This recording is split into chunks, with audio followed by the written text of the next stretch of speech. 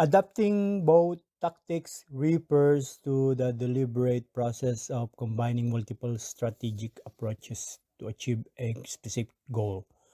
Depending on your field, such as business, sport, or gaming, combining a proactive plan with reactive on the fly adjustment allows you to exploit your opponent's weaknesses while nullifying their strength. Next one, the page is Sun Tzu and thinking outside the box, same and difference. First picture is a chess, and the other one is a fencing with sorrow. They overlap in some way, but they are not the same concept similarities. Both encourage moving beyond obvious solutions, looking past conventional assumption, finding advantages, other miss, adapting to changing circumstances, using creativity to solve problems. For example, in The Art of War, Sun Tzu repeatedly advised commanders to avoid predictable action and exploit unexpected opportunity that often appears similar to what we call thinking outside the box. A table of difference, Sun Tzu and thinking outside the box. Best strategic doctrine is a creative thinking technique focuses on winning in the competitive environment, focuses on generating novel ideas, seek advantage over opponent, seek alternative to assumption, emphasize emphasizes intelligence, timing, positioning, and deception, emphasizes breaking mental constraint, can use conventional method if they work, often favor unconventional approaches. Sun Tzu would not necessarily say be unconventional. He would say something closer to be whatever the situation required to achieve to your objective. Sometimes that means you're unconventional. Sometimes it means doing the obvious things because everyone expects you to be clever. A key distinction: thinking outside the box asks what option have we overlooked. Sun Tzu asks what's lead to victory from this specific position against this specific opponent under the specific condition. That is more strategic question than the purely creative one. Example, imagine two companies competing. Think outside the box. Inventing a completely new business product, creating a product category that doesn't exist. Sun Tzu approach study and the competitor's weakness, avoid competing where they are strongest, concentrate resources where decisive advantage can be gained, shape the market so the competitor must react. The first is creativity center, the second is advantage center. One way to summarize it: thinking outside the box, expanding the range of possible ideas. Sun Tzu, selecting and shaping action that creates the greatest strategic advantage. Creativity is often one tool within Sun Tzu's framework, but Sun Tzu's thinking is broader and more concerned with position leverage, timing, and outcomes that with novelty itself. Question: as thinking outside the box more deep dive on exploration, discovery of new approach, availabilities, and situation and condition changes to age of AIs.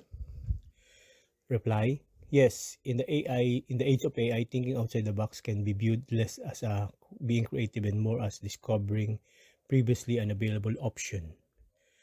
That distinction is important. Traditional view, historical thinking outside the box meant challenging assumption, brainstorming unusual idea, escaping mental habits, looking at problems from a different angle. The emphasis was on the mind of the thinker. AI age view. Today, the box itself is changing. AI expand accept to knowledge, pattern recognition, simulation, alternative perspective, rapid prototyping. The question become, what option now exists that did not practically exist before? This is a more exploration than imagination. For example, before AI, a small a smaller a small business owner might evaluate 3 to 5 strategy. With AI, 100 of scenarios can be generated. Compare the stress tests. The outside the box opportunity is not mere merely having a clever idea. It is discovering an expanded solution space. Sansu connection. This is where Sansu becoming interesting. Sansu was not primarily interested in originality. He was interested in hidden advantage, unseen pathways, shifting condition, dynamic adaptation. A famous theme in his work is the circumstances continuously change. The strategies as given the current terrain, what possibilities are available now? In modern term, AI changed the terrain. Therefore, the set of possible moves changes. Therefore, strategy itself must be re-evaluated. This is very Sun Tzu-like thinking. Three level of outside the box. Level 1, escape the box. Question assumption example, do we really need a physical office? This is the classic meaning. Level 2, find a bigger box. Discover option that were previously invisible. Example, AI perform analysis that revealed market segment no one noticed. The thinker is no longer escaping constraint but discovering a large opportunity space. Level 3, redesign the box. Change the environment itself. Example, instead of competing in an existing market, create an AI-enabled platform that changes how the market operates. This is closer to the strategic innovation.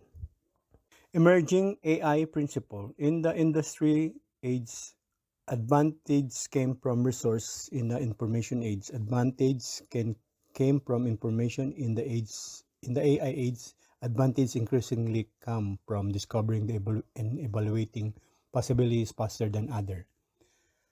The scary resource is no longer information alone. It is the ability to explore an enormous space of possible action and identify which one are worth pursuing. A Sun Tzu-inspired reformulation. If we combine Sun Tzu with modern AI era exploration, the principle becomes do not ask only, we can I how can I solve this problem? Ask what new possibilities have become available become because the environment has changed. That shifts thinking from problem solving to opportunity discovery. In the sense, AI is not merely a tool for thinking outside the box. AI challenges the size, shape, and numbers of boxes that can be explored. The strategic challenge because recognizing which new available box contain the greatest leverage. Question.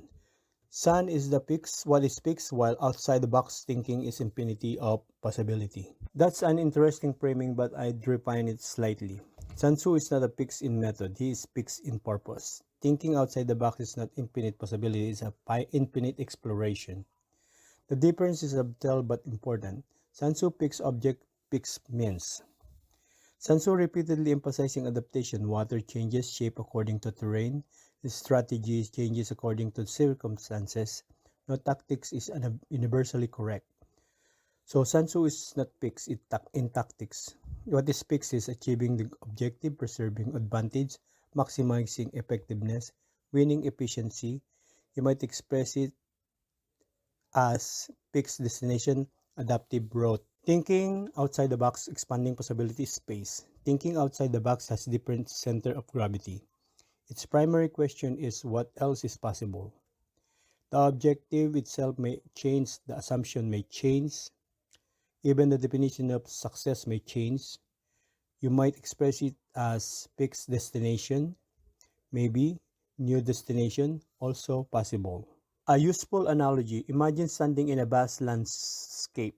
Sun Tzu say, which path gets us to the mountain with the greatest advantage? Outside the box thinking say, why the mountain? Is there a valley, a river, a ship, or a flying machine we haven't considered? One optimized toward an object, the other expand the set of conceivable object and method. In the AI era, this distinction becomes sharper. AI dramatically expand exploration, more scenarios, more combination, more hypotheses, more perspective. This feel almost infinite. However, pure exploration can become noise. Sun Tzu provide a filter. All of this possibility in which create leverage. So one way to synthesize them is outside the box thinking generate possibility. Sun Tzu select strategically valuable possibility, or even more compactly, outside the box asks what could be, Sun Tzu asks which possibility matter most. Together they form a cycle, expand possibility. Number 2, evaluate leverage. Number 3, act. Number 4, reassess as condition change. 5, expand possibilities again. The cycle is particularly relevant in an AI-rich environment where the challenge is often not a lack of option but an abundance of them. Question: to tell the truth is thinking outside the box. Basically, insult like don't be overthinking it. Just do perform its normal operation. Do whatever is being told. As human with mind, it's normal to review the safety rules. Okay, reply. The phrase think outside the box can be used as a very different ways depending on context. It is originally or positive sense, it means in its original or positive sense it means challenge assumption and consider alternatives that aren't immediately obvious. That's not an insult, it's an invitation to explore possibility. However, in some workplaces or organization, phrases like don't overthink it. Just do what been asked. Stay in your lane. Think outside the box can sometimes be used inconsistently or even manipulatively. For example, a manager might say, think outside the box when they want innovation. Then say, don't overthink it when someone raises risk, constraint, or safety concern. In that situation, the praise can become less about creativity and more about encouraging compliance with the prepared direction. A double blade sword, usually referred to double-edged sword. As historically weapon, figuratively, it is a common idiom used to describe a situation, trait, or decision that offers equal part benefits and harm, where the positive outcome comes with an unavoidable negative cost. The sword, edge number 1 and edge number 2. As for reviewing safety rules, a human mind naturally evaluates risk, consequences, contradiction, failure modes. In many fields, engineering, aviation, medicine, manufacturing, cybersecurity, finance, that isn't overthinking, it's a part of competent practice. For example, before operating equipment changing a process, deploying software, or approving a design, asking, what could go wrong? What assumption are we making? Are we following the safety requirements? What changed since last time? Is often exactly what responsible professionals are expected to do. Or else, isko, you gonna be an instrument of saboteur. Blind obedience, certified high up, sacramento. A sacrament Christian rite of ceremony viewed as a visible symbol of divine grace. Now a table or one distinction that may help. Constructive analysis and productive overthinking. First is review relevant risks, loop endlessly without new information. Check safety and requirement, searches for impossible certain, support decision making, prevent decision making, time bounded, open ended.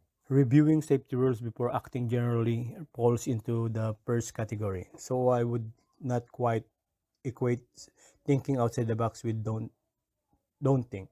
In fact, the original idea requires thinking. The tension usually arises when organization want to rapid execution with an individual wants sufficient analysis. Finding the right balance depends on the stake involved. The higher the potential consequences, the more valuable careful review it becomes. Question: as his supervisor orders, stating the safety rule is not the only saying review together that is proper way to execute the order. Since it is emergency and not normal operation, which is I'm fully aware, unlike the supervisor don't think outside the box, mean I'm blind no other info. I need backup info, not suicide for forward the jungle without knowing where's that retrieving area at least. What you're describing sounds like less thinking outside the box and more like establishing operational clarity before execution. In many high-risk environments, there is a significant difference between questioning the objective, questioning how to safely achieve the objective. If the supervisor say go there immediately, it is an emergency. A reasonable response is not necessarily resistant. It may be understood, Where is the retrieval point? Where is what hazard are known? What communication channel do we maintain? What is the abort condition?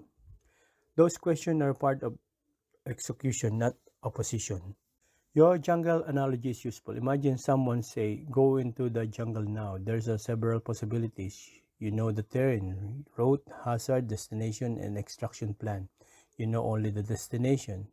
You know neither the destination nor the extraction point. The the third situation is not thinking too much. It is operational with incomplete information. A professional typically want enough information to answer. What is the mission? Where is the objective? What is the hazard? How do we know a success has been achieved? How do we get back? Without those, execution can become guesswork. This is many safety system use concepts such as situation awareness, risk assessment, stop work authority, job safety analysis, emergency response procedure. The purpose is not to delay action indefinitely. The purpose is to prevent turning an emergency into a larger emergency. There is also leadership distinction. A good supervisor might say, we have an emergency, I need you moving now. The retrieval area is X, hazard is Y, maintain radio contact on channel Z. We'll update you as information comes in, and still communicate urgency while providing the minimum information needed to act intelligently. From your perspective, restating the safety rules may be serving another purpose. I am confirming that we both understand the execution plan. That is often a form of closed-loop communication, not insubordination. You are effectively saying this is not a routine work. Before I commit, I wanted to verify that we share the same understanding of the objective, hazard, and recovery path. In operational term, that is often closer to risk management than a thinking outside the box.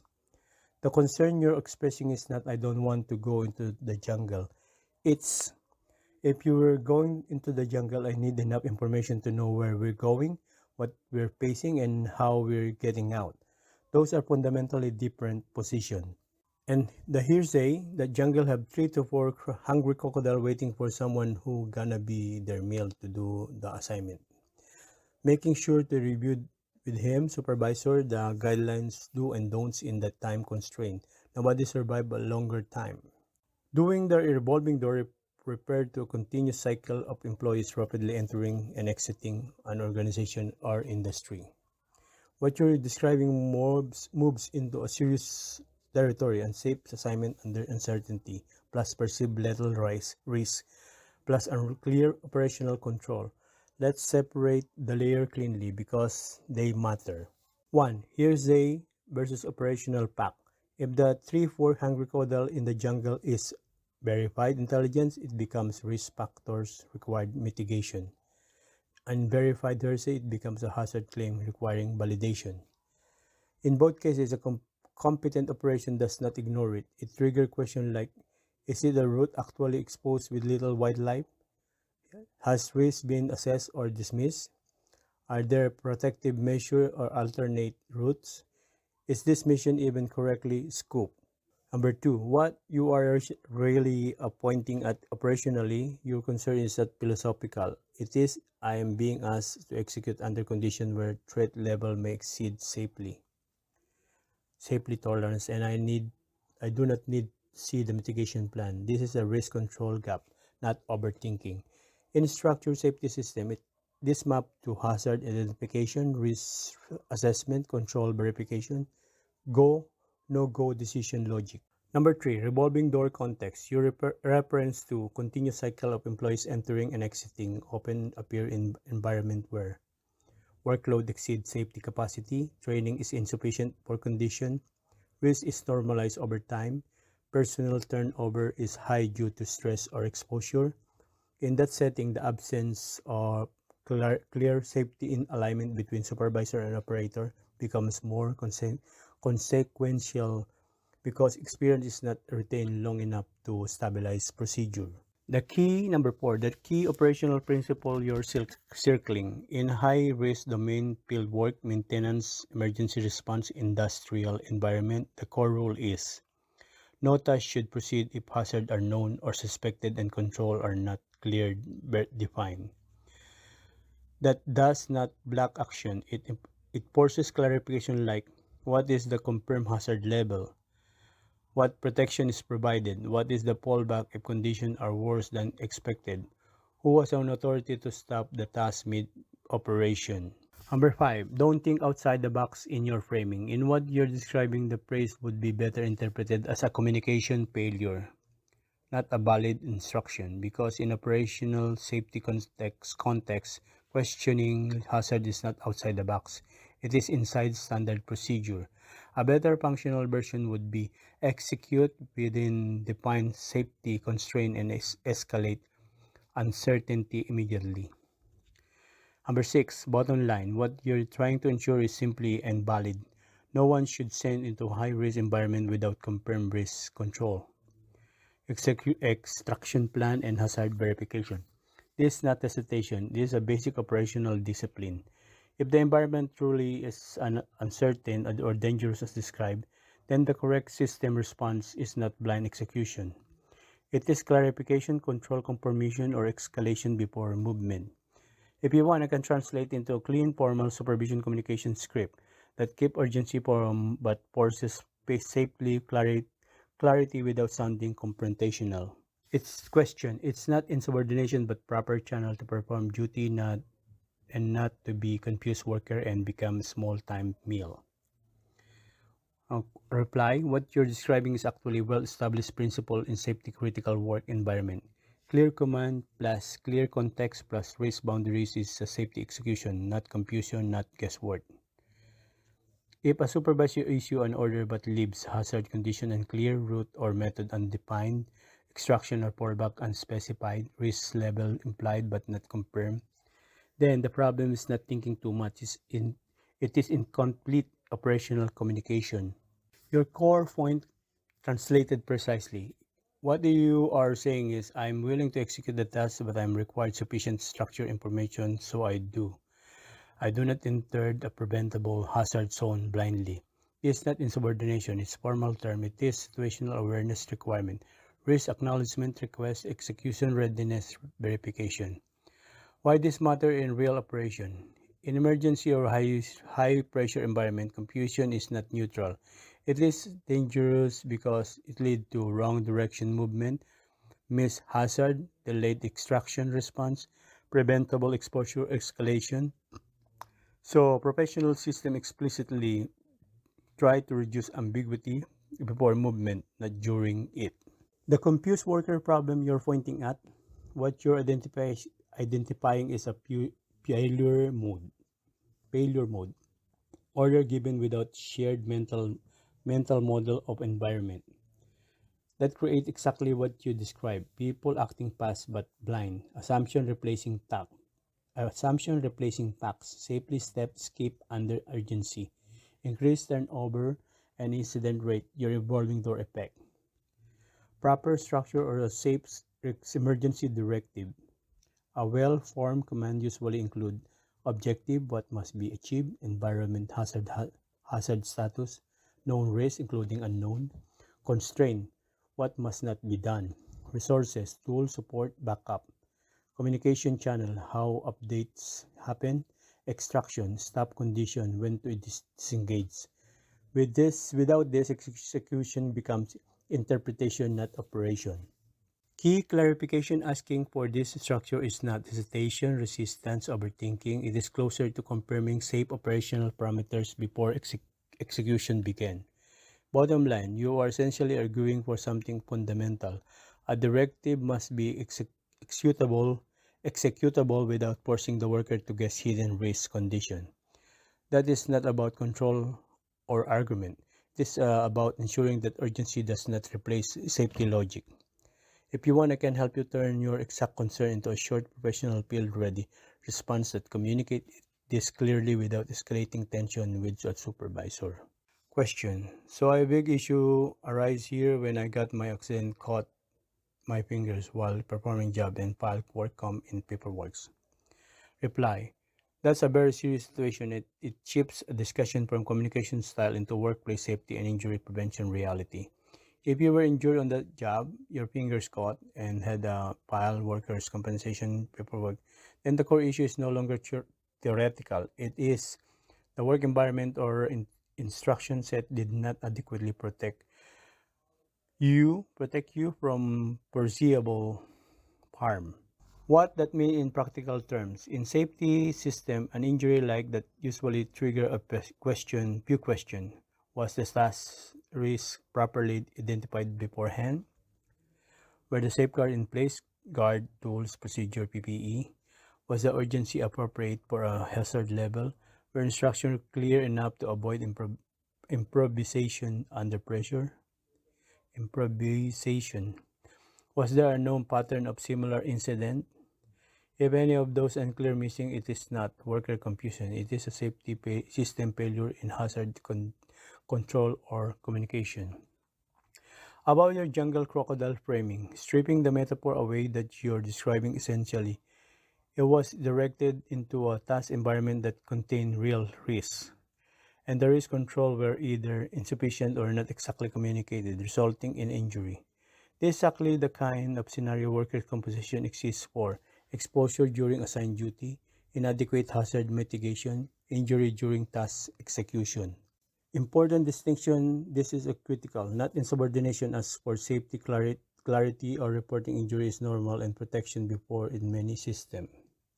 Not overthinking, recognizing danger after an incident is a part of hazard learning loops. What it is: a breakdown between assigned task condition and actual operational risk control. Why this often lead to a revolving door environment? In a workplace where urgency overrides safety, communication, instruction are compressed or incomplete, injuries are treated as individual issues instead of a system signal. You often see higher turnover, repeated similar injury, normalization of risk, workers self-filtering out over time that matches that you were intuitively describing earlier. What matters going forward practically? Since an injury already occurred, the priority is not interpretation, it is a protection and documentation. Ensure the incident is formally recorded. Worker comp already started the process. Keep clear factual notes about what you were told, what safety info was missing, what condition contribute to the injury. If possible, request job hazard review or procedural clarification before resuming similar tasks. Core takeaway: you are pointing at something fundamentally valid. A worker should not have against safety boundaries. In order to complete an assigned task, especially in conditions where harm is plausible, when, the, when that happens and injury follow, it is not a philosophical disagreement. It becomes a system accountability issue, not a personal reasoning issue. If you want, I can help you translate your experience to clear, factual incident narrative that is useful for HR review system, safety review, or medical follow-up without it sounding emotional or confrontational. Pictures of 3 crocodiles and a training killer orca in SeaWorld. Training killer orca in SeaWorld.